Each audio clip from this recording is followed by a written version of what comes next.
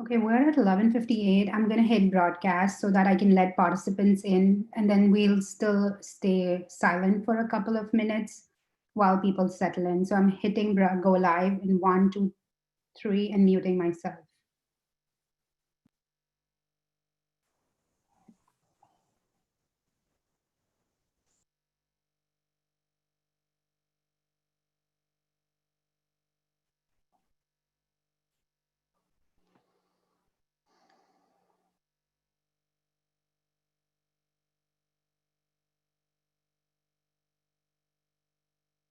Hi, everyone. Thank you for joining us. We're just going to wait another minute to begin as people continue to join on the webinar.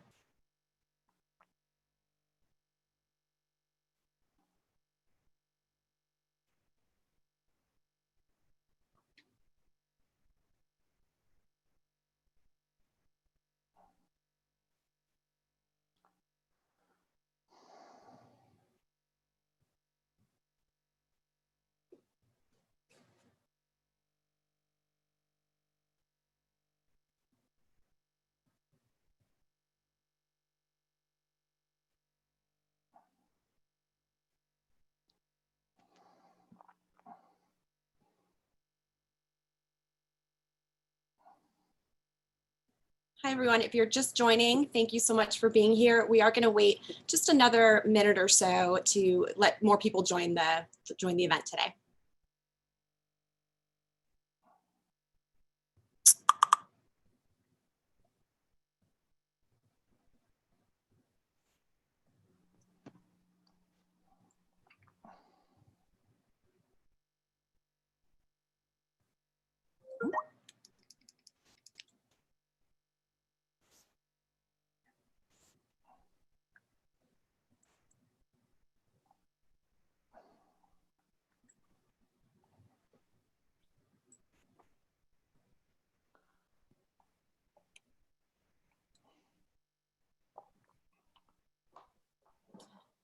Okay, we will go ahead and begin. Thank you to everyone for joining us. I'm Kate Derrick in the Division of Communications, and we'll begin in just a second. We just want to thank everyone who shared questions with us ahead of today's webinar, and we would also like to note that you can submit questions live during today's event by using the question and answer function, which should be in the bottom controls of your menu. We may not be able to get to all of the questions today, but we are going to work to get to as many as we can. And so with that, I am going to turn it over to Jeff Loudon, who will kick things off. Jeff? Great. Well, thanks, Kate. And thank you all for joining us today for this conversation with incoming Chancellor Daniel Diermeier. So I'm Jeff Loudon, a staff member with Vanderbilt IT and the current president of the University Staff Advisory Council, or as you most likely know us, USAC. So before we begin and jump into this conversation, I do want to recognize that we are living through very difficult times right now, and that has changed how many of us have had to approach our work. So that's why I was really pleased to learn that incoming Chancellor Diermeier requested to do a virtual gathering specifically for staff, recognizing that now as much as ever, we support the vital functions of the university and how central staff are to elevating Vanderbilt's mission. So incoming Chancellor Diermeier will officially step into the role of Chancellor on July 1st, and we look forward to welcoming him at that time. He most recently served as the provost of the University of Chicago, where he previously served as dean of the Harris School of Public Policy. Prior to that, he was a professor at the Kellogg School of Management at Northwestern University. Incoming Chancellor Diermeier is a scholar of governance and leadership, including research on how leaders communicate during times of difficulty and crisis, bringing together diverse people and ideas to address pressing issues in society. This particular part of his academic background will be a strong asset to us as our university navigates what's ahead. His full biography is available on the Chancellor Transition website at vu.edu/chancellor-transition. As Kate mentioned at the very beginning, if you have questions while we're talking, you can ask those using the question and answer function. We won't be able to get to every question today, but we will do our best to answer as many as we can. So incoming Chancellor Diermeier, would you like to say a few words as we begin? Yes, first of all, thank you, Jeff, and thank you, Kate, for inviting me, and thank all of you for joining me today. I think we have over 1,200 people on the Zoom call, so it's terrific to see so many of you, at least to be able to talk in this somewhat unusual fashion. First, I want to thank you for all the work that you're doing. These are very difficult times. They're especially difficult times, of course, for the member of our African American community. Everybody had to step up. We had to ask you to do things that we usually wouldn't ask you to do. And the response that I've seen, I've been able to participate over the last few weeks and few months already, has just been tremendous. So we are going through difficult times, but we are doing it with flying colors. And when we look back, I think to these years and to these months, we can look back with a lot of pride. These are tough times. We've all seen the horrendous killing of George Floyd, and of course, we've heard about the other horrendous deaths that occurred and killings. We have a country that is going through some of the deepest crises in many years, maybe since the Second World War. And of course, we all have to ask yourself, are we doing enough? Vanderbilt as a university has stepped up its diversity, inclusion, equity efforts tremendously over the last few years. But we all have to look back and ask yourself, what can we do more? How can we combat racism? What can we do more to overcome racial injustice? And this is something that I am committed to. And you may have seen that we appointed Vice Chancellor Churchwell and Vice Provost Robinson to be part of this, together with Interim Chancellor and Provost Venti, in order to really make an effort and make a difference on that. All that, of course, in the context of COVID-19, which has dramatically disrupted everything that we hold dear. The research, bringing students to this beautiful campus, providing a residential learning experience. All of us had to pivot literally within a matter of days to a whole new model of working together, of supporting our students, of supporting our faculty, of supporting the so important missions of Vanderbilt University. And I have been enormously impressed by the work that has happened under the leadership of the incoming Chancellor and Provost Venti. I couldn't be prouder for where we are. And it is the consequence of the hard work that every one of you puts in every day, going the extra mile to make sure that we can deliver and thrive on our mission in an environment of tremendous challenge. I think one thing is also important, is that the importance and the purpose of universities, of the great research universities, has never been more important and in sharper relief. On the research side, we see the other crucial contribution that have been made by our faculty, of course, particularly in the biomedical side, but all across the university. Just as one example, Mark Dennison, faculty member, has done the foundational work for remdesivir, which is the only known treatment for COVID-19. And of course, our clinical faculty and our partnership with Vanderbilt University Medical Center has been the backbone of not only the universities, but the cities and regions' response to COVID-19. And then there's another piece that I think is so dramatically highlighted by these horrendous senseless killings, is we are committed to an ideal. And the ideal is that the university is a place where we bring students and faculty together, where they can realize their potential, their full potential. Something that was denied to George Floyd and so many others. But we have to be committed to that, and we have to be able to a place where everyone who can benefit from the Vanderbilt education can do that. We do this, of course, to Opportunity Vanderbilt, but we have to do everything we can to make sure that everyone is part of this amazing education, where we can examine ideas, where we can learn from each other, where we can have discussions, and where the great big questions of today, whether those are issues of racial injustice or issues of how do we deal with the biggest health scare, health threat in over a century, can be addressed in a rigorous fashion that fully allows people to bring their ideas and their perspectives to bear. Great. Well, thank you very much, incoming Chancellor Diermeier. And in regard to the racial injustices that you mentioned, can you speak to any specific actions the university is taking to address these concerns? And I would like to note that this question was submitted in advance by several staff. Yes, It's a great question. And I think we want to think about this in two different ways. So the first dimension is our own community. So we've done a lot of things. We have been engaged in that. But one of the reasons why I asked Andrea Churchwell and William Robinson to lead those efforts is I think we want to look back on what can we do more.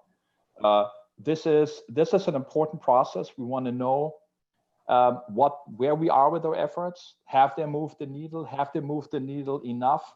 Do our students, do our faculty, or our staff have a sense of belonging in this community? And to the extent that that's not the case, where there still is a sense of exclusion, how can we overcome that in a way that's intentional and thoughtful, and that can really move the needle? So this is a process that we're gonna engage. It's something that I was motivated anyway to do, but I think the tremendous urgency that has been created by the events of the last 2 weeks just puts this even more on the front and center. So that's piece one. This is how do we treat each other as a community and how we create an environment where everyone can thrive. But I think there's a second piece that is just as important. Universities are important institutions in their community, and Vanderbilt maybe even more so than most universities. I already mentioned the important role that the academic medical centers have played and keep playing as being at the forefront of our response to COVID-19. But more broadly speaking, Vanderbilt is engaged in a whole variety of different ways with the community, through the Peabody School, through engineering activities, through a whole variety of different things. But what we want to do is we want to ask ourselves, how can we have an even more positive impact on the community?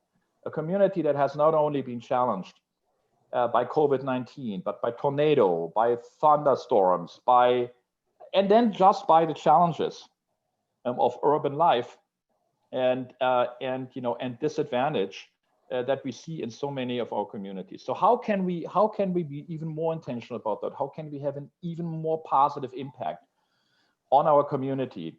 And I think that universities have a particular responsibility on that because they are such important institutions in the city, in the region where they operate. So I'm committed to that. I'm very passionate about that. And I look forward to working with all of you to make sure that we as Vanderbilt can have an even more positive impact in the community where we live and work.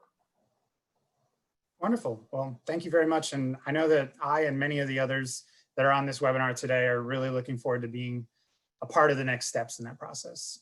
So as we look ahead to your time as Chancellor here at Vanderbilt, I think it would help us to know more about you as a person. So can you tell us about your background and what led you to a career based in higher education?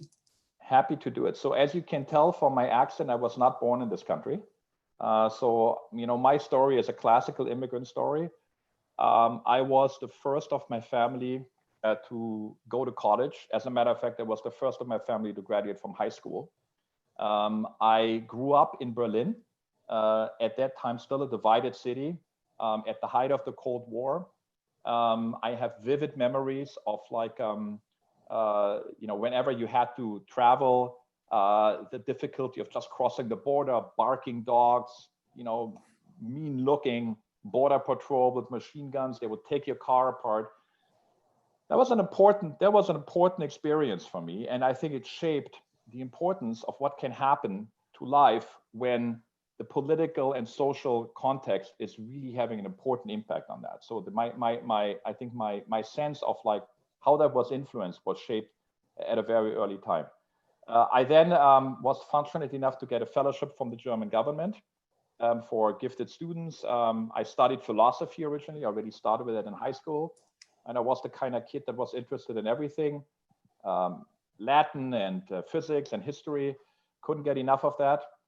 Education was the most wonderful thing that I could experience as a young person growing up in Germany. And then I got a fellowship to attend the University of Southern California in Los Angeles for a year. It was a completely transformative experience. I absolutely loved it. I'd never been to the US before. I'd never been to an English-speaking country before. Got lost on the freeway right away when I came from the airport, and the whole thing was just incredible. I decided then that philosophy was not for me. I went back to Germany to finish my studies, got a master's at the USC, and then the wall came down. So I was in Germany when the wall came down. I was in Berlin when the Brandenburg Gate opened. It was a day I will never forget. Then President Bush, Chancellor François Mitterrand, the president of France, were there. There were fireworks. I climbed on top of the wall, ripped my jacket. Beethoven's Ode to Joy was playing. There were fireworks. It was incredible. And the same border guards that were mean a few months ago now would put your arms around you, take a picture, and try to sell you their hat or their insignia. And it showed me the power of political institutions and getting this right, and how people's life can be affected by getting governance structures and setting up the right way. So I then became interested in political science, got my PhD at the University of Rochester, which was particularly good at that field, started my career at Stanford in the business school, and then over time developed an interest in business society, leadership, crisis management, especially after I moved to Northwestern. When I was at Northwestern, I did a whole bunch of things, created centers, institute, kind of like an academic entrepreneur. And then I was really interested in taking this to the next level. I was offered the opportunity to be the dean of the Harvard School of Public Policy. That was a wonderful opportunity. It also allowed me to be heavily engaged with the community, and then became the provost. And then, of course, now very much looking forward to joining Vanderbilt as Chancellor on July 1st. Great. Well, we're looking forward to having you. And speaking of Vanderbilt, could you expand a little bit about what drew you to Vanderbilt specifically? Yeah, of course. So I had heard of Vanderbilt in prior years. In my own field, I had heard about the wonderful things that had happened at the political science department. I actually have a couple of former students from my Stanford days that are now on the faculty here at Stanford, at Vanderbilt. And I had known about the law school. I'd been here for a conference. I'd been, actually, I have to say, the organizer of the conference took us to a little tour on Broadway. And so I was able to not only sample some food, but hear fantastic music. I still remember that this absolutely incredible 19-year-old guitarist there who was like off the charts fantastic. So it was wonderful. I had a great time. And then I had been paying attention as a provost to what was going on at the university level, the tremendous transformation for undergraduate education, the commitment to Opportunity Vanderbilt, the residential college model. And then a little later, actually, about half a year ago, I was particularly interested in the tremendous work that went through reorganizing the relationship with the medical center, the spin-off of the medical center, the way all of that was structured. So I've been paying attention to Vanderbilt, and was wonderful to find out that they were interested in me. Had great initial meetings, but what really struck me during those meetings, and everything that has happened has just reinforced that original impression, is its culture. And it's a culture that is collaborative, where people work together, where we have a one Vanderbilt point of view, where we're committed to that. And I have to tell you, seeing people work through the difficulties of what happened in the last three to 4 months during COVID, and now working towards a plan for what we're gonna do to the fall, has just reinforced all of that. I've seen people, great people, working diligently and being able to work together for a common purpose without regard to status or their specific area of responsibility, working together in a collaborative, cooperative fashion in order to move the university forward and to serve its missions, to support the students and the faculty. Super impressive, and really reinforced my sense for what is so special about this university and the people that make it work. Well, thank you very much. I know as a staff member here for over 10 years, it's been inspiring to work with such talented and dedicated people on a daily basis. So I know many of the staff who are participating in this webinar today even have added to those same attributes that drew you here. So we're really looking forward to working with you. I'd like to shift a bit to your academic background that I know you discussed briefly, but much of your scholarship centers on leadership and reputation. So particularly during difficult times and crises. So have you been able to see your theories and scholarship and practice by observing leaders in other industries? Yeah, so I have to say that was a specialty that came in handy. It comes in handy during these times. I didn't plan it that way, but if you are passionate and interested in crisis management, this is the time to be a leader. And so one of the things that you learn through that is that there are specific things you need to learn during crisis management, and they're specific. But really fundamentally, crisis management is about leadership under pressure. When the stakes are high, when you have limited time, and when the challenges are just much bigger than you usually would. And so, what I like to do during these times is I like to look at leaders in a whole variety of different fields that have performed during very difficult times. I take inspiration from all sorts of life, from people in politics, business leaders, leaders in sports, coaches, community leaders, academic leaders. So, and what you learn is that they are, they're doing these most difficult times. We have to always keep two things in mind. The first thing is we have to face the challenges head on. We can't flinch from that. We have to be truthful to what the challenges are. We have to be realistic for how difficult the challenges are. And we have to do this in a clinical fashion. We cannot lie to ourselves. We cannot engage in self-deception or wishful thinking. That doesn't work. But on the other hand, I think we also need to realize is that we will get through this. We will get through this in a way that will make us proud, in a way that is consistent with our values and the purpose of this university.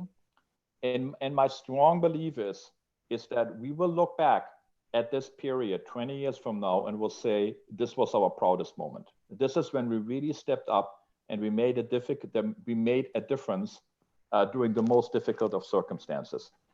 So these lessons help me. They help me, thinking through that. But I see them at work every day when I'm working with so many members of the Vanderbilt community. Well, you talked about facing some of those challenges. And so given all that's happening in the world and in our country right now, what do you think will be some of the university's challenges as we move forward?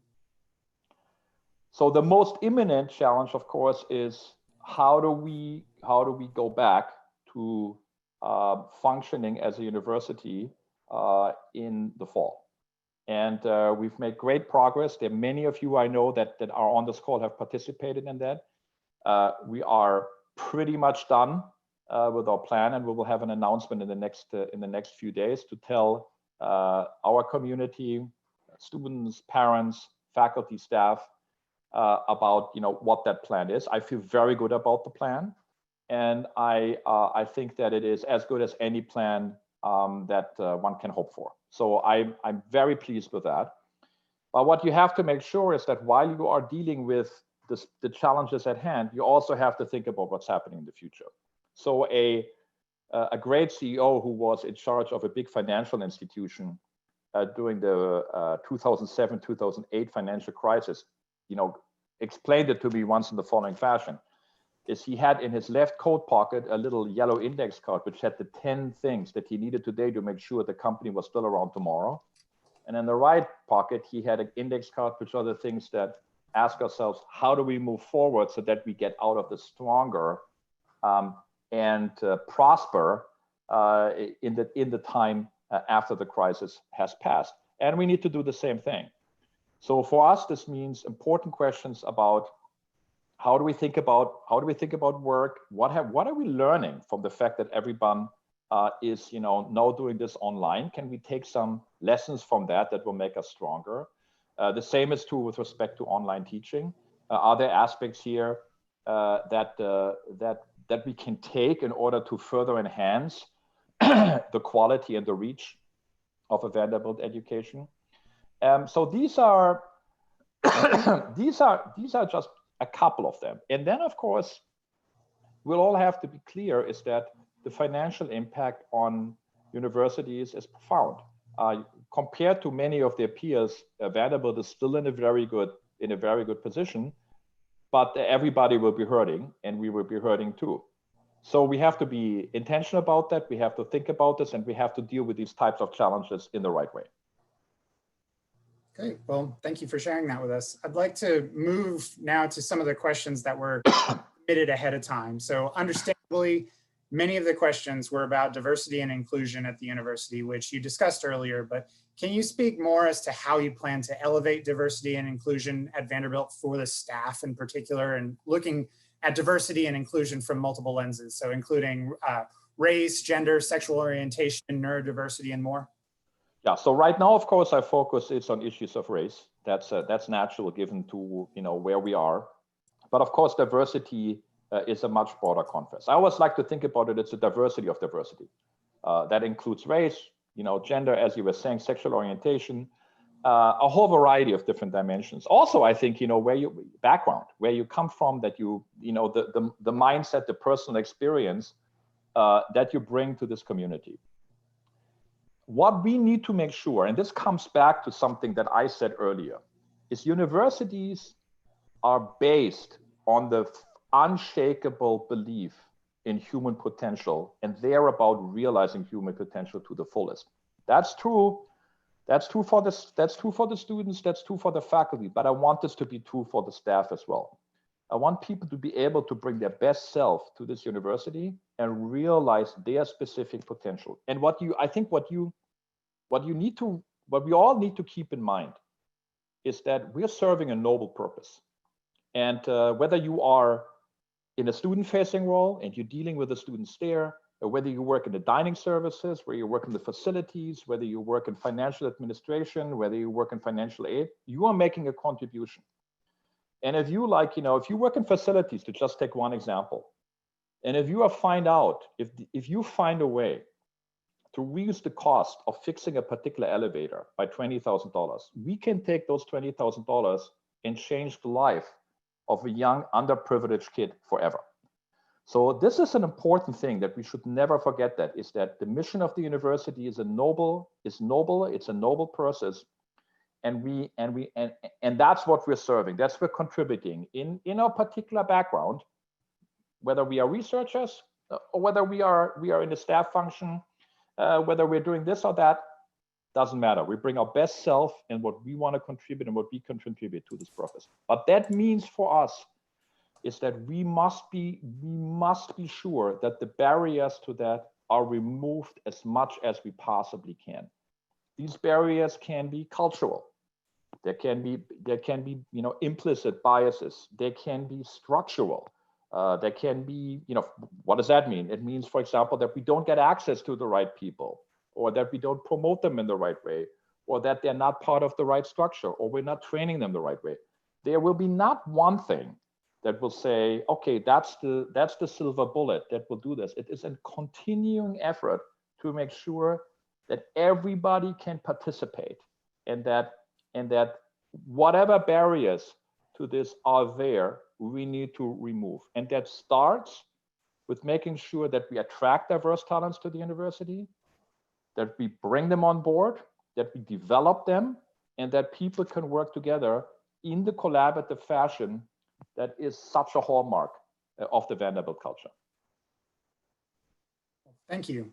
And we also had a number of questions related to the future of working at Vanderbilt, from the ability to perform work remotely when possible to concerns about cuts, furloughs, and layoffs. So what would you share with the staff members listening today in regard to what the future might look like for Vanderbilt employees and your priorities for the university's finances? Of course. So let's start with the remote work aspect, which was, Jeff, I think the first thing that you mentioned.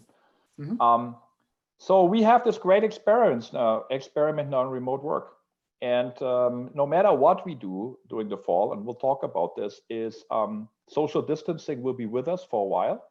And even the most optimistic estimates for when we would have a vaccine or antibody therapy push this out certainly towards late fall or early 2021. at the most optimistic, which means that we have to continue to think through new ways of working together. Now, I always love to, or I always, my attitude towards the situation is always, there's a crisis and then there's an opportunity. So one of the opportunities is we want to understand, we want to think about what's working and what's not. We are working now together in a way that we have never had to do it before. Just to give an example, all our faculty are now teaching online and they learn how to do it. And so that gives them a sense of like, well, you know, there's things that I'm going to take with it now that I can connect and introduce in the way I interact with my students. And the same will be true for the staff. Is how are we connecting, you know, what's working, what's not working, when do we have to be in person, when does this work? These are important lessons. I don't have a great answer yet to say it's going to be this way or that way. I think that's too early, and it will depend a lot on you know, how things shape up. And this is an important thing for everybody to keep in mind. We're not done with this. You know, to quote Churchill, this is not the beginning of the end. It's perhaps the end of the beginning. And that means concretely for every one of us is that there will be profound and persistent uncertainty and things will not be clear. They will change over time. We may have a second wave. We don't know how big it's going to be.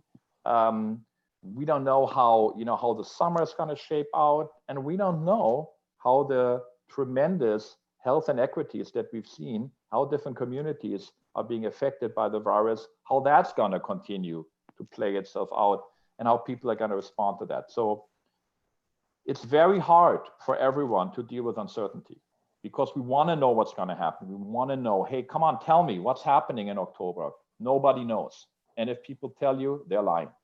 What we can do is we can develop plans.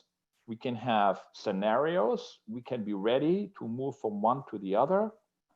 That's what we can do. And that's what we're doing. And we're doing it as well as can be hoped for. But the uncertainty will stay there. That is also true on the financial side. The universities are facing the biggest financial impact in their history in most cases.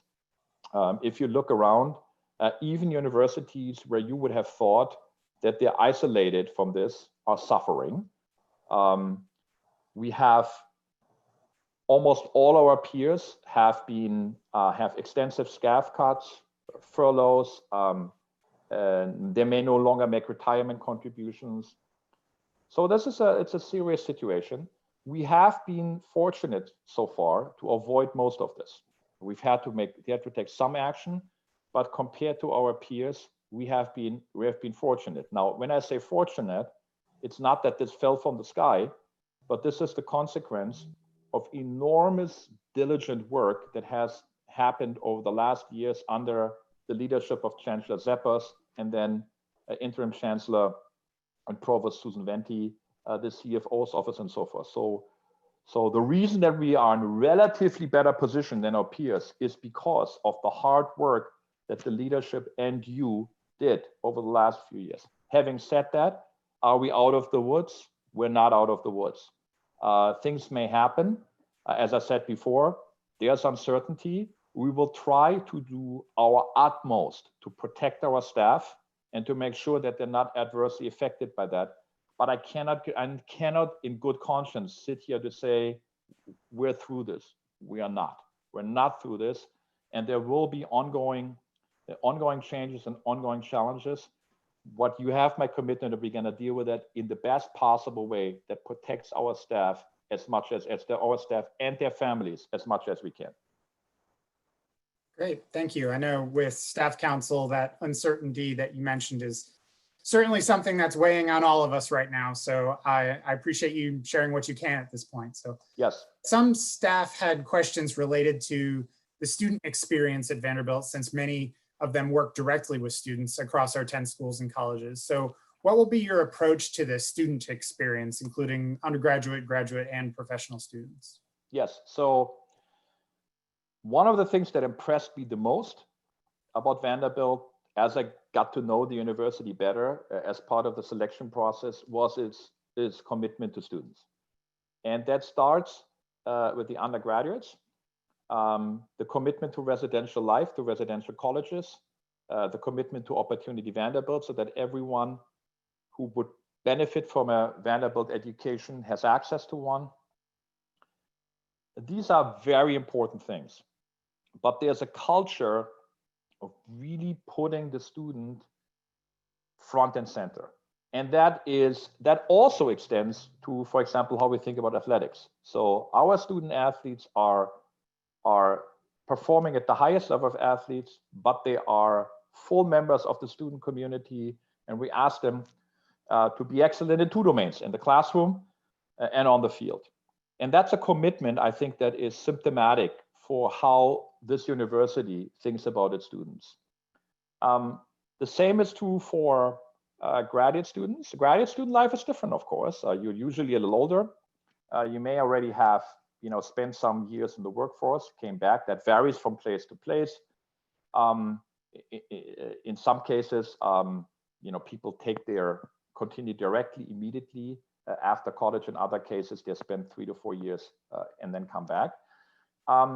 So I think what we're going to see is it's going to really vary about how COVID-19 will affect that. I am totally confident and even more enthusiastic of the residential college model. I think one of the things that we have seen is how strong our students feel about that.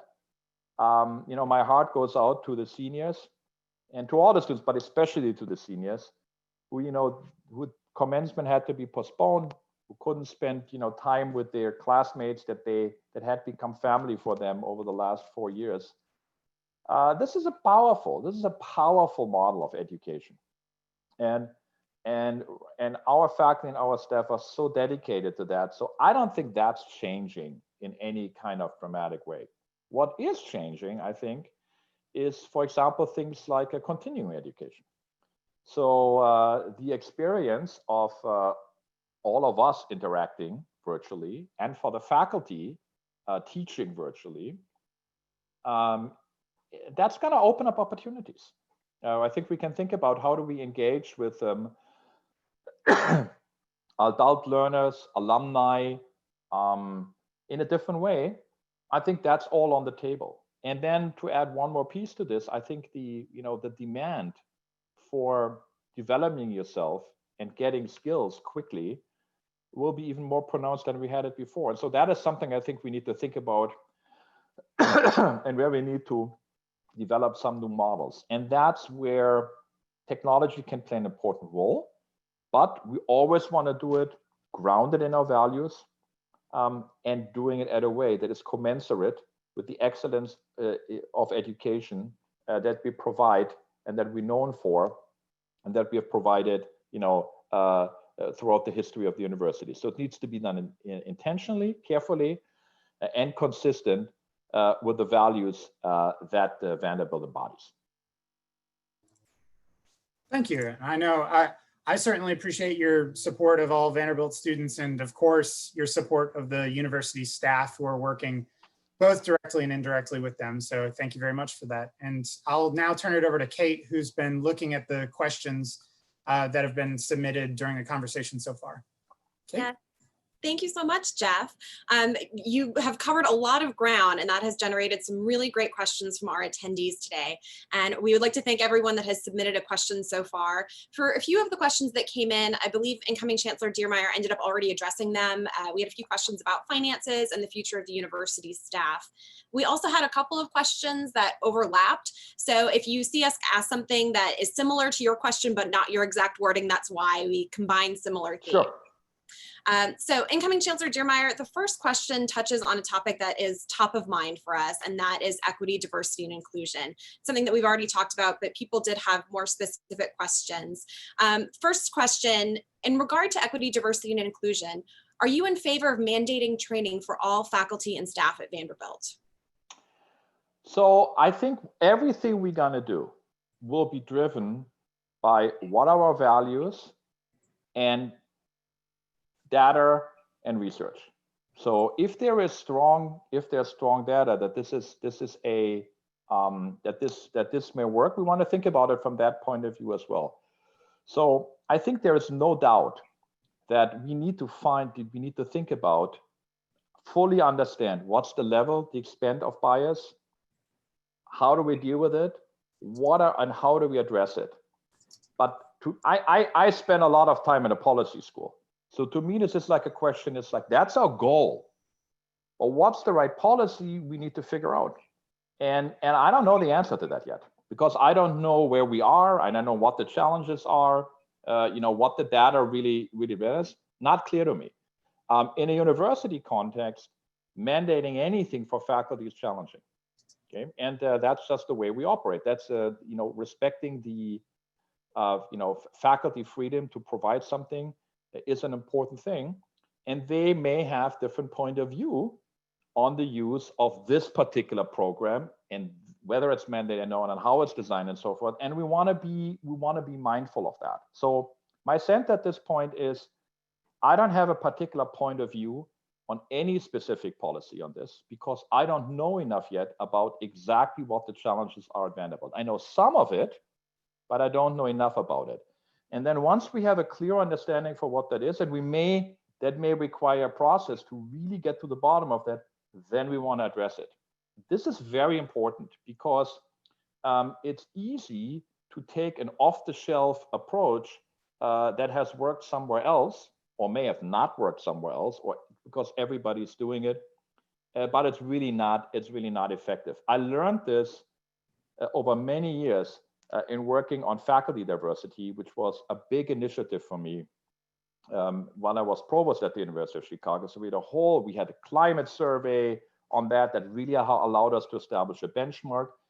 And then with my vice provost, we worked on developing policies that will allow us to bring a more diverse faculty to the university and to allow it to thrive. But what I also learned in that is that what sounds right at first very often has unintended consequences, and you need to address that and change that. So I totally share the goal of that. I don't quite know yet what is exactly the situation at Vanderbilt. And then I want to think about what are the policies that really move the needle. What I don't want us to do is to just do something because everybody else is doing it or because it sounds good. I want us to put policies in place that work and then have a real impact. That makes sense. There are no out-of-the-box policies that we should apply to us. We need to do something that's specific. That's specific and well thought out. Well thought out, that is specific to the specific challenges that we are facing. Okay. I'll give you one example from the faculty side. Okay, so most universities have adopted a policy that if you're expecting a child, whether you're, irrespective of your gender, you would get some time off, and your clock to tenure will be extended. So think about it like a parent semester that you get off, so that you can focus on childcare. And that's, think about, that's a great policy, right? Obviously we want to do it. We want to give it, irrespective of your gender, so that, you can take full advantage of that. Now, what happened is that women tended to take full advantage of the policy and really focused on providing childcare, while men basically did not, because of the gender distribution in most families at this point. And that allowed them to basically, kind of do more. They spent that as extra time on the research. And so by having a policy that was intended to address gender imbalances, you reinforce them. So we just have to be smart about that. We have to be smart about that, and we have great faculty and great staff, and hopefully the voice of the students as well, that will help us figure out exactly how do we move the needle. So use what is great about the university, which is to really think through complex issues, use rigorous arguments, use data, use the debate, and then end up with something that, based on your best understanding of the situation, will move the needle. But don't jump to the first thing just because everybody else is doing it, because it sounds good. You touched on this a little bit in your previous answer, but another question that came in talks about recruiting and hiring more Black faculty, and your scholarship focuses on leadership. Do you have ideas, or have you seen, looking at other universities, ideas that you think would potentially work at Vanderbilt to get more Black representation and other avenues of university leadership and visibility, or as we said, on the faculty? I have, and it's a super hard problem. It's a super hard problem. So the challenges on diversity, we talked about the diversity of diversity. The challenges for African American faculty and, for example, for female faculty are different, and they differ by field. Okay, so it is it is very difficult in some areas to recruit African American faculty. Not in all, but in some area it is extremely difficult. And the reason why it's so difficult is because there is just an insufficient number of PhDs that African American PhDs that are available, so to speak. So in economics, to just give you one example, look at the top 10 economics departments. This is where a school like Vanderbilt would typically recruit from. There has not been a single African American male that has graduated with a PhD in the last decade.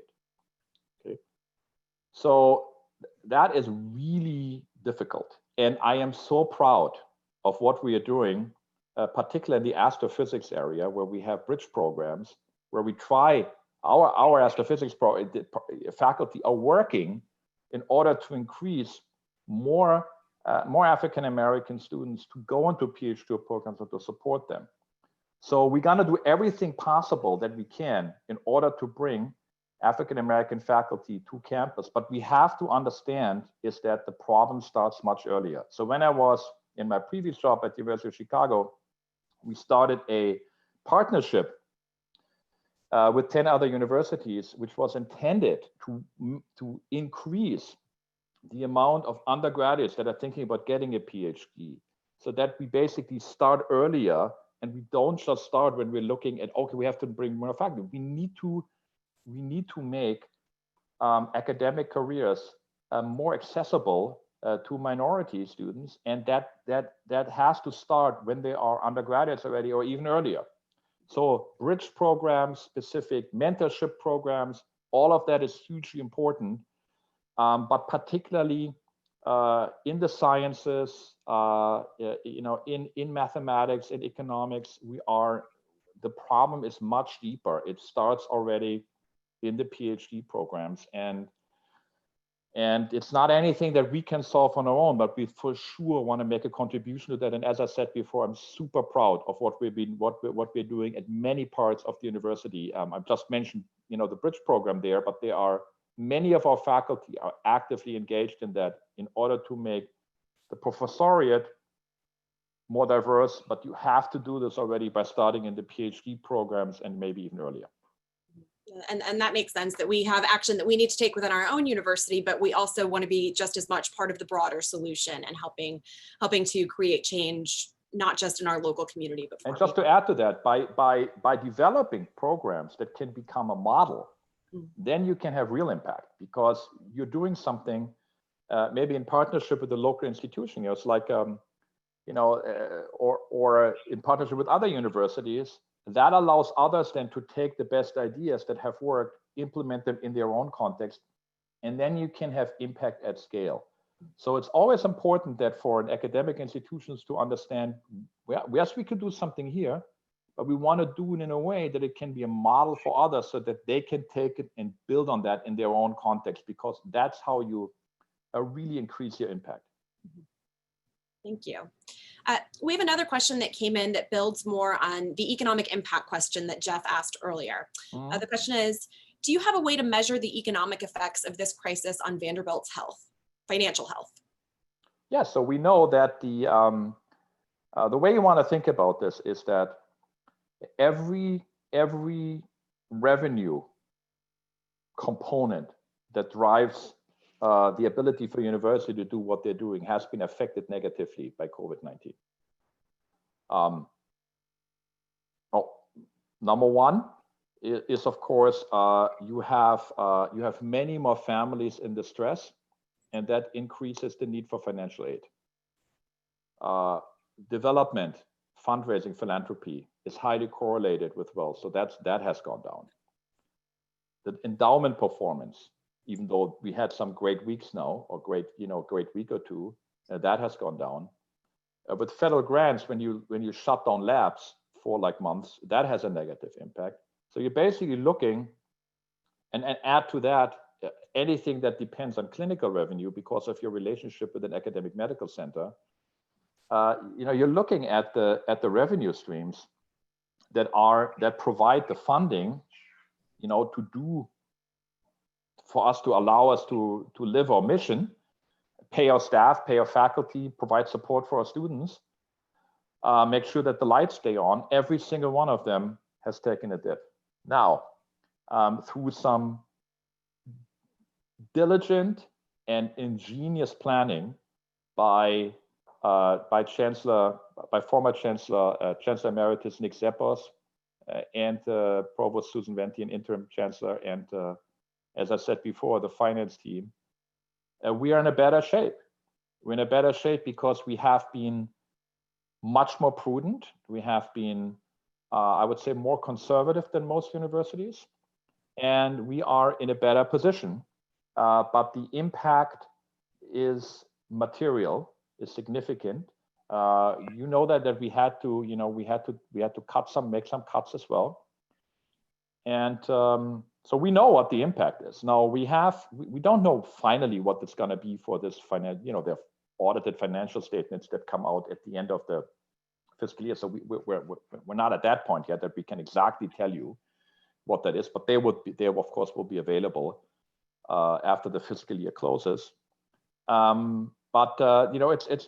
We know it's a significant impact.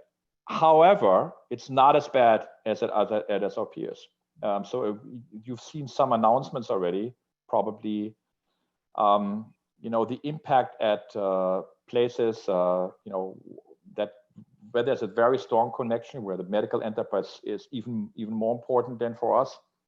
WashU, Johns Hopkins. I mean, they're talking about $280 million deficits next year in the case of Hopkins. I mean, these are big numbers. They are hiring freezes, they are furloughs, cuts, as I said before, suspension of benefit payments. And this is at places that where you would look at that, you would say, how is that possible? But we have to remember, universities are nonprofits. What that means is that the revenue that comes in, the money that comes is spent immediately to support students and faculty and support the staff. So that's why when you get an impact on that, it can be very profound. And the endowment doesn't really protect you from that, because the endowment goes down, number one. But secondly, because the endowment is usually highly structured, which means that it has to be used for a specific purpose, for a professor, for student aid, and so forth. It's not, you don't want to think about it like a giant savings account that you can just dip on.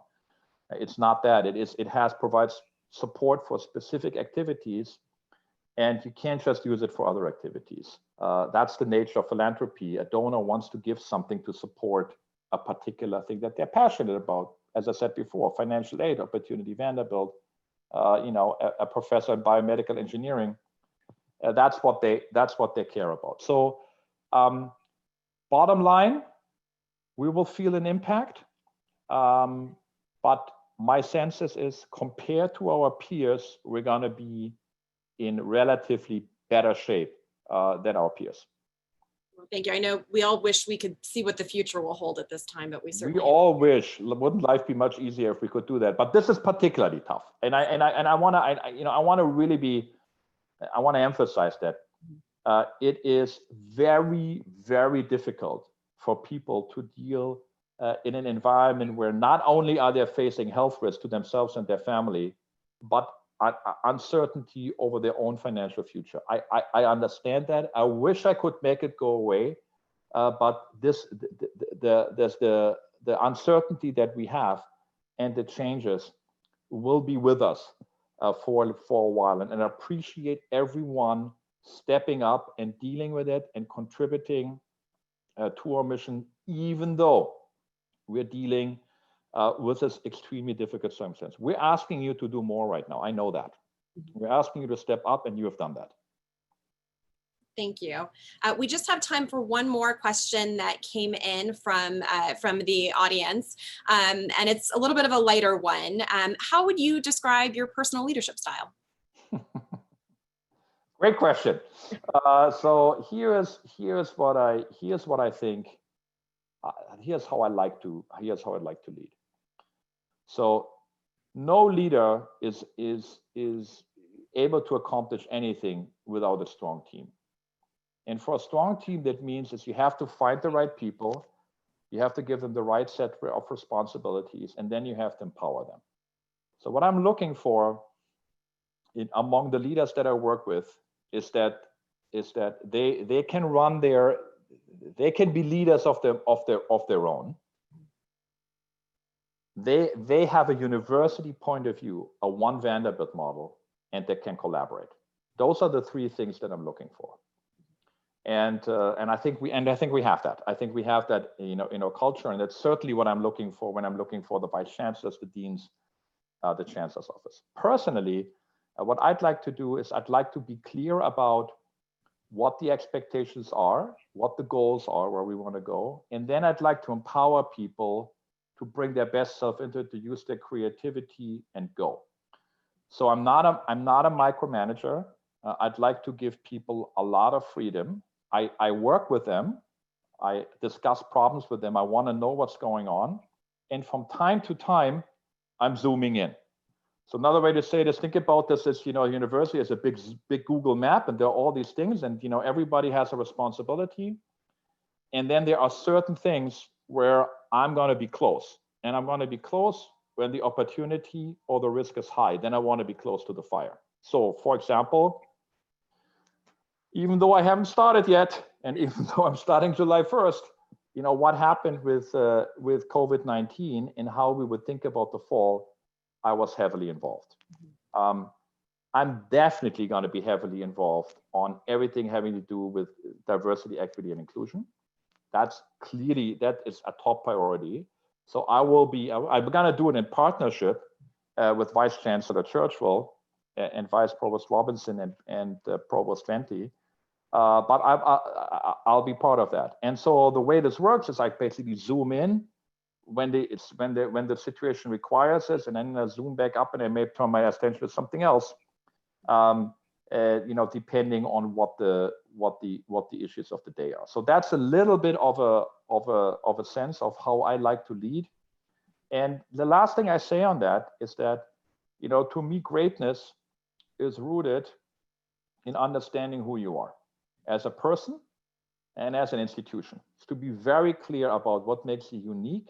And then you want to be ambitious, and you want to see that what makes you unique, the talents that you bring to the table, you want to realize, and your passions, you want to realize them to the fullest extent possible. That's true for universities, and that's true for all of us. Well, thank you, incoming Chancellor Diermeier, for those responses on all of these questions. And it certainly provides us with some great insight on your leadership on issues that are very important to all of us as staff members of Vanderbilt University. So with that, and in my best newscaster impression, I will toss it back to you, Jeff. Thanks, Kate. So before we close, incoming Chancellor Diermeier, is there anything else you'd like to share today? I think the last thing I just want to say, I so look forward to joining you. I had plans for a smooth transition, gradual, that was all out of the window. But what it has shown me is the culture and the spirit and the dedication of all of you that you bring to your work every day. I couldn't be more excited to join you as Chancellor on July 1st, and I hope that we have a chance to kind of spend some time in person as well. So very much look forward to that, and can't wait to get going. Thank you so much, incoming Chancellor Diermeier, for taking time to quite literally zoom in today to this conversation. And I've very much enjoyed the discussion and appreciate you being open to these questions. So I'd like to remind everyone watching that a recording of today's conversation will be posted online at the Chancellor's Transition website. And you can look forward to hearing more from our incoming Chancellor in the lead up to July 1st. So thank you everyone for taking the time to be on today's gathering. And with that, we'll go ahead and end today's meeting. Thanks again. Thank you, Jeff and Kate. And thanks for everyone.